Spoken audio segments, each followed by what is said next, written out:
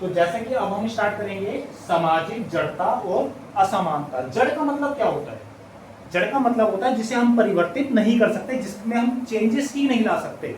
इसी को तो कहते हैं रूढ़िवादी होना, जिसको हम बदल ही नहीं सकते, जो पुरानी परंपराओं पर चला आ रहा है, वो अपने आप को बदलना ही नहीं चाहता है, जिसे हम कभी कभी कट्टरवाद के नाम से भी जानते हैं, है ना। वैसे दो अलग अलग चीजें हैं ये, रूढ़िवाद होना और कट्टरवादिता होना, ये दो अलग अलग चीजें हैं। तो हम इसके अब बाकी के हिस्सों को लिखेंगे। इसका जो पहला पॉइंट होगा वो क्या, जड़ता कैसे था समाज, यूरोप का जो समाज था वो जड़ कैसे था, अपने पारंपरिक, कैसे पारंपरिकता में अपना डूबा हुआ था।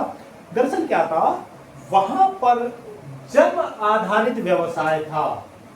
किसके आधारित? जन्म आधारित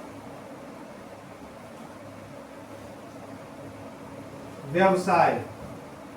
जिस तरीके से भारत के अंदर ब्राह्मण का पुत्र ब्राह्मण होगा, क्षत्रिय का पुत्र क्षत्रिय होगा, राजा का पुत्र राजा होगा, शूद्र का पुत्र शूद्र होगा, उसी तरीके से जो व्यवसाय था वो लॉर्ड्स का बेटा लॉर्ड्स होगा, नाइट्स का बेटा नाइट्स होगा, थोड़ी देर पहले हमने पढ़ा था ना, राजा का बेटा राजा होगा, और पादरी का बेटा भी पादरी ही बनेगा, और जो खेती है मजदूर यानी कि सर्फ थे वो भी ऐसे ही थे।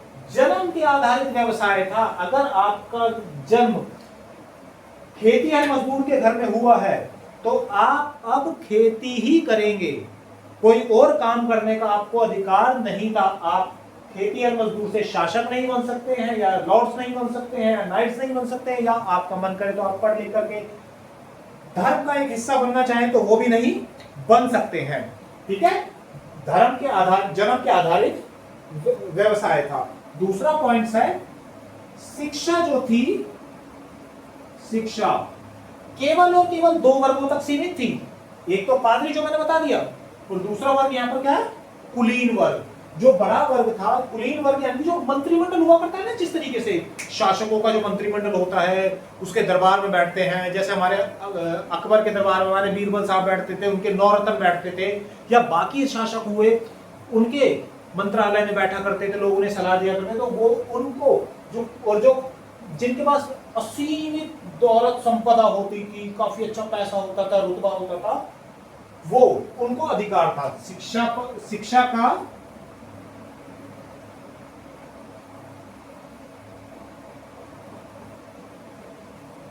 कुलीन एवं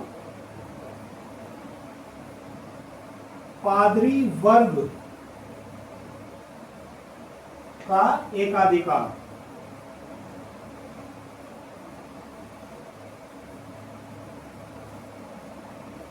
ठीक है, तो शिक्षा पर केवल इन दो वर्गों का ही अधिकार था। पांचवा पॉइंट, ये वैसे दोनों पॉइंट आपको समझ में आ गए होंगे, इतना मुश्किल नहीं है, आसान है बिल्कुल। केवल भारत की स्थिति को देखते हुए चलना है, जो भारत में हो रहा है वहीं वहां पर हो रहा है, केवल नाम परिवर्तित हो रहे हैं, स्थिति समान है। तो जो इसका पांचवा पॉइंट है वो हैगा अंधविश्वास और सीमित ज्ञान।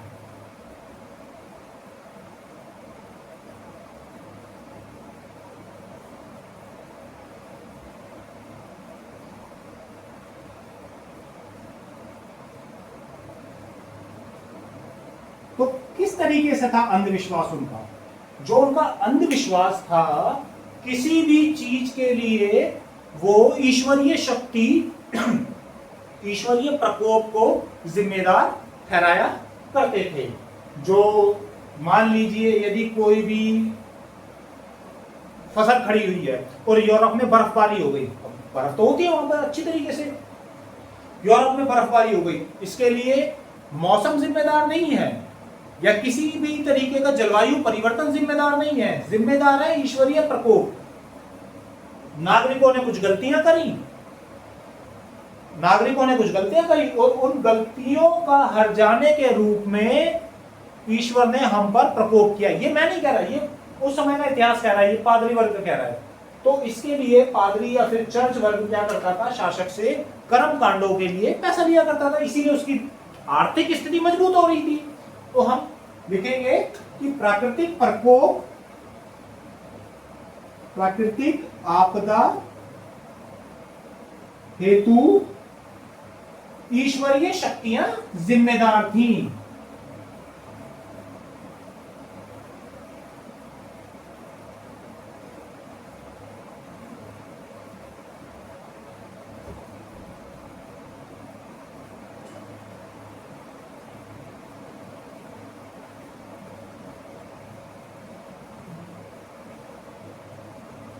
दूसरा, अगर समाज में किसी भी तरीके की कोई भी बीमारी या महामारी आ जाती थी, जैसे कुछ समय पहले भारत में या फिर पूरे वर्ल्ड के अंदर आई थी कोविड 19, तो उसी तरीके से अगर कोई भी बीमारी आती थी तो उसके लिए कौन जिम्मेदार होता था? केवल और केवल ईश्वरीय प्रकोप। तो हम साथ ही साथ नोट करेंगे, महामारियों के लिए ईश्वरीय शक्तियां जिम्मेदार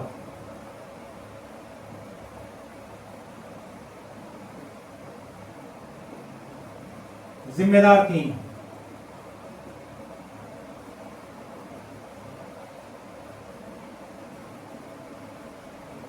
तीसरा बात था सीमित ज्ञान। ज्ञान किससे सीमित था?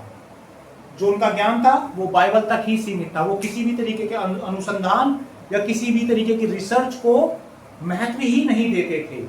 और बल्कि अगर किसी ने दर्शन यानी कि फिलॉसफी में अगर कुछ ढूंढा या कुछ अच्छी बात कही तो उसे डर लगा रहता था कि कहीं समाज या चर्च या शासक अपनी कमजोर होती स्थिति को देखते हुए उसका खात्मा ना कर दे। इसके बारे में हम अभी आगे भी बात करेंगे, क्योंकि एक बहुत बड़े दार्शनिक है चार्ल्स, उनको कनेक्ट करते हुए, फ्रांस के हैं, उनको कनेक्ट करते हुए हम इस लाइन पे हम दोबारा भी आएंगे। लेकिन फिलहाल के लिए अभी हम इसको यहीं तक सीमित रखेंगे और ये लिखेंगे कि ज्ञान केवल बाइबल तक ही सीमित था। ज्ञान केवल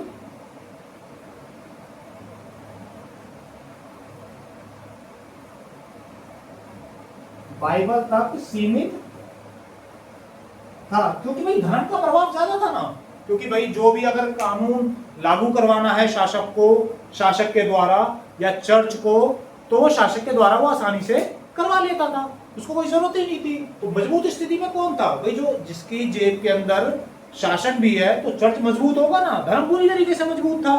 तो इस तरीके से ये पूर्व स्थिति थी। अब हम अपने मेन टॉपिक पे पहुंचेंगे, यूरोप के अंदर आधुनिकता। अब हम इसमें समझेंगे कि यूरोप में क्या क्या हो रहा था, क्या स्थितियां चल रही थी, किस तरीके से परिवर्तन हुए, उन परिवर्तनों के लिए कौन कौन जिम्मेदार था, समाज किस तरीके का परिवर्तन हो रहा था, लोगों की सोच में क्या परिवर्तन आ रहा था, क्या टेक्नोलॉजी में भी कोई परिवर्तन हो रहे थे, या टेक्नोलॉजी में पहले परिवर्तन हुआ और लोगों की सोच में बाद में परिवर्तन हुआ, दोनों में से हुआ क्या? इन सभी चीजों को हम अपना देखना शुरू करेंगे। तो उम्मीद करता हूं मैं कि आपने ये सभी पॉइंट्स और टॉपिक्स आपने अच्छी तरीके से समझ लिए होंगे और सभी को आपने नोट डाउन कर लिया होगा। तो मैं इसको मिटाने जा रहा हूं।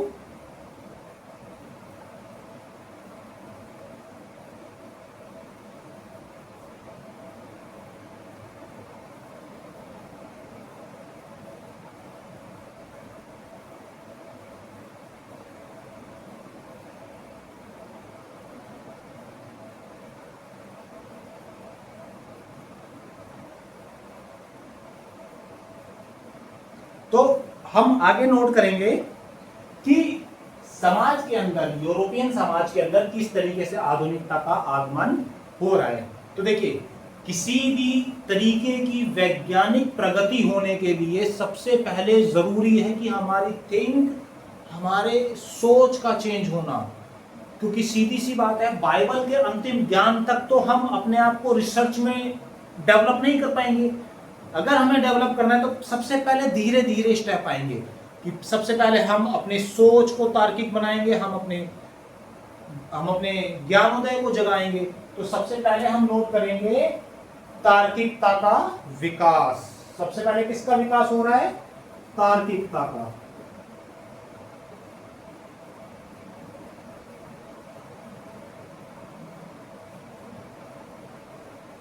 हर एक चीज को नोट करते हुए जाएंगे। तार्किकता का विकास, तो किस तरीके से तार्किकता का विकास है?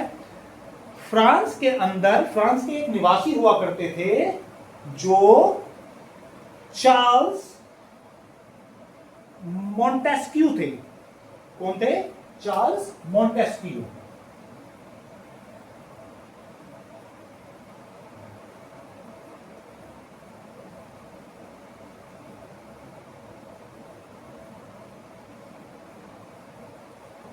चार्ल्स मॉन्टेस्क्यू कहां के थे? फ्रांस के। इनका नाम याद जरूर रखेंगे क्योंकि इनका संबंध कहीं ना कहीं हमारे पास फ्रांस की क्रांति तक जुड़ेगा। क्योंकि इस समय जो काल चल रहा है, चार्ल्स मॉन्टेस्क्यू का जो काल चल रहा है वो चल रहा है 1748। कौन सा ईयर चल रहा है ये? 1748। 1748 में वो एक बुक लिखते हैं, the spirit of laws. Book का नाम क्या है? उनकी एक रचना है, रचना का नाम हैगा द स्पिरिट ऑफ लॉज। यहां पर वो एक बड़ा ही महत्वपूर्ण, बहुत ही इंपॉर्टेंट एक कथन अपने इस किताब में लिखते हैं कि शक्तियों का केंद्रीकरण नहीं होना चाहिए।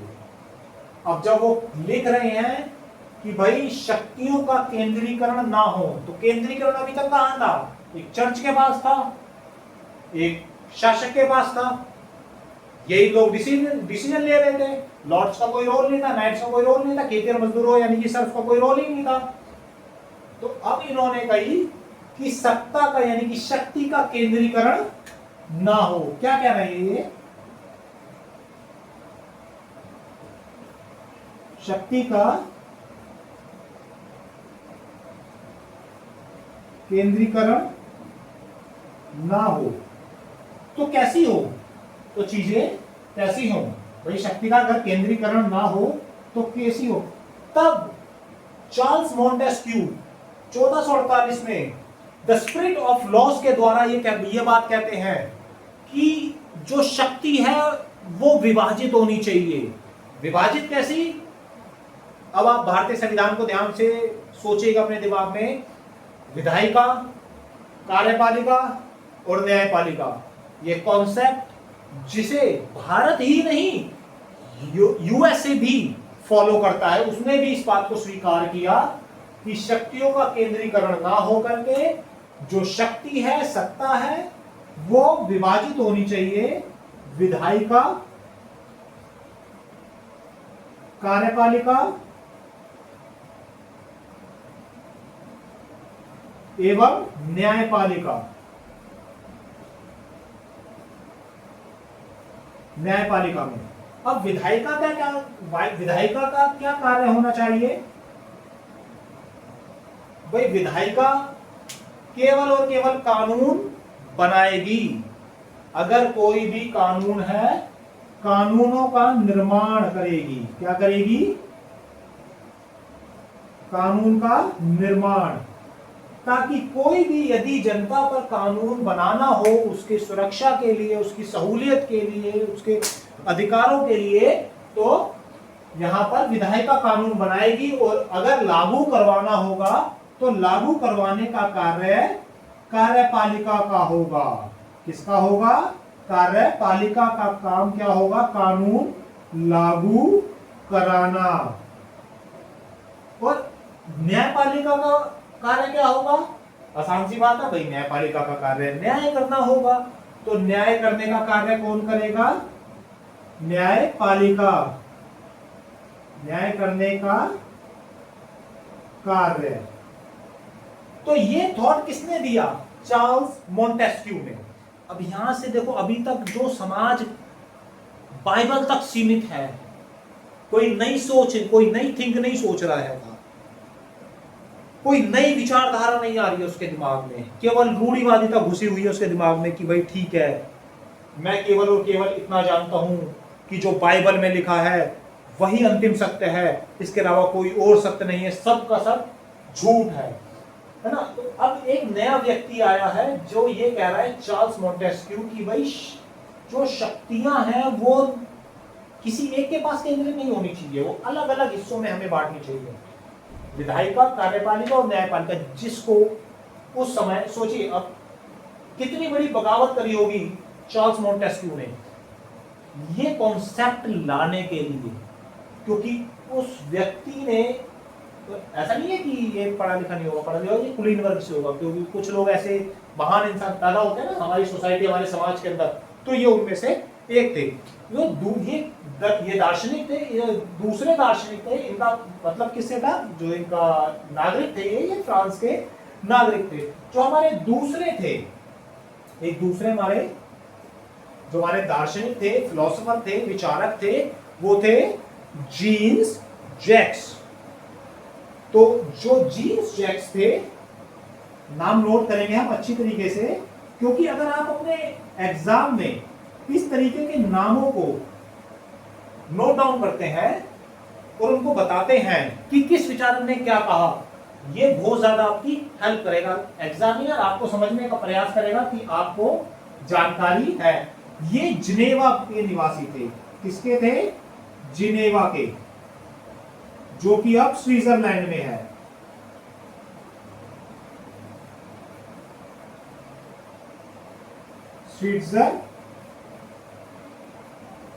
स्विट्जरलैंड में है। ये भी फ्रांसी, ये भी बाद में इन्होंने, ये इनका जन्म स्थान था, इन्होंने बाद में कहां चले गए? ये बाद में चले जाते हैं फ्रांस। ये भी बाद में फ्रांस के नागरिक हो जाते हैं। इसलिए कभी आपने सुना हो कि जीन्स जो जैक थे वो फ्रांस के निवासी थे, वो इसीलिए आता था। इनकी जैसे इन्होंने एक बुक लिखी कि द स्पिरिट ऑफ लॉज, उसी तरीके से जो हमारे जीन्स जैक थे, इनकी जो रचना थी वो थी द सोशल कॉन्ट्रैक्ट। रचना का क्या नाम था? जो इनकी कृति थी वो था द सोशल कॉन्ट्रैक्ट।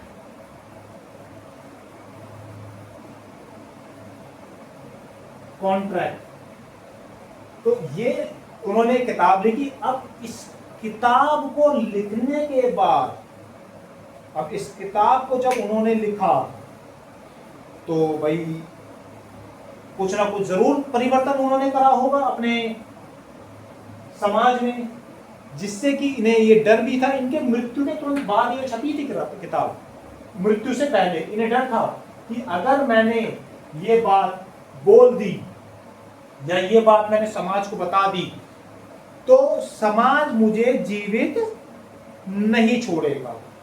अब जैसा कि मैंने आपको बताया, उस समय जो कालखंड था वो 5वीं से 15वीं शताब्दी तक था। यहाँ पर जो दौर आ चुका है 14वीं से 16वीं शताब्दी तक का समय है। ये कौन सा कालखंड चल रहा है? 14वीं से 16वीं। अभी भी 5वीं शताब्दी में मत घुसे रहना, बाहर निकल जाना उससे। 14 से 16वीं सेंचुरी में अब ये लगा लो, अगर 16वीं सेंचुरी का एंड चल रहा होगा तो इस समय तक भारत में गोरे आ चुके हैं। यूरोपियन जो है भारत में आना स्टार्ट हो गया। सोचिए 1448 1457 के अंदर तो हमारा प्लासी का युद्ध होता है। 1764 में, माफी चाहूंगा अगर मेरे मुंह से गलती है, 1400 निकला, 1757 में, आई एम सॉरी गलती से मेरे मुंह से निकला, 1757 में प्लासी का युद्ध होता है और 1764 में बक्सर का युद्ध। उससे पहले उसी के दौरान ये कथन कहा गया है। ये तार्किकता की बातें उसी दौरान कही जा रही हैं। तो उस समय जीन्स जैक 1712 के अंदर, कब की बात है ये? कौन सा कालखंड है? 1712 के अंदर क्या लिखते हैं अपनी द सोशल कॉन्ट्रैक्ट के अंदर कि शासन, क्या लिखते हैं? शासन किसके अनुसार चलना चाहिए? चर्च के हिसाब से नहीं, राजा के हिसाब से नहीं। वो ये कहते हैं कि जो शासन है वो राजा की इच्छा से नहीं वरन जनता की इच्छा से चलना चाहिए। जो शासन है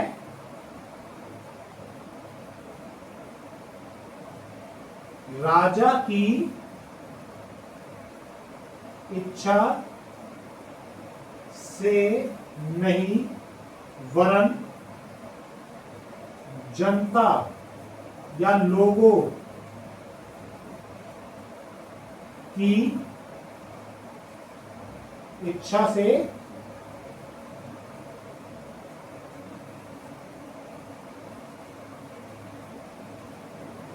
चलना चाहिए। यदि किसी कोई कानून जनता को अच्छा नहीं लगता है या उसको ऐसा लगता है कि भाई ये कानून ये लॉ हमारे फायदे के लिए नहीं है, इससे हमें नुकसान होगा, हम प्रताड़ित हो सकते हैं, तो जनता उस कानून को लागू ना करवाए। अब आपको सोचिए, ये व्यक्ति जीन्स जैक जिसने ये बात कही कि राजा के हिसाब से शासन नहीं होना चाहिए, शासन होना चाहिए जनता के हिसाब से, क्या राजा उस समय जो शासक रहे होंगे क्या वो छोड़ेंगे? उन्हें अपनी सत्ता को खोने का डर नहीं रहेगा, मन में सत्ता को खोने का डर नहीं रहेगा। तो इस तरीके से